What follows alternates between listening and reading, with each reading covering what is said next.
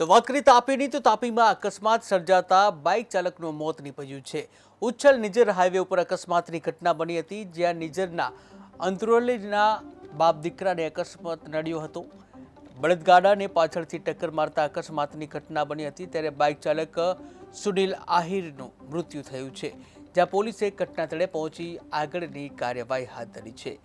ત્યારે તાપીમાં અકસ્માતની ઘટના બની છે। તાપીમાં અકસ્માતમાં બાઇક ચાલકનું મોત નીપજ્યું હતું, જ્યાં ઉચ્છલ નિઝર હાઈવે ઉપર આ ઘટના બની હતી।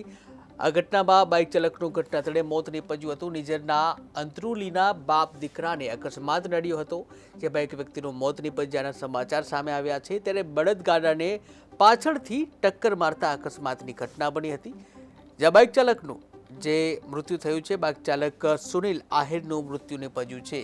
ત્યારે આ અંગે પોલીસે ઘટનાસ્થળે પહોંચી આગળની કાર્યવાહી હાથ ધરી છે।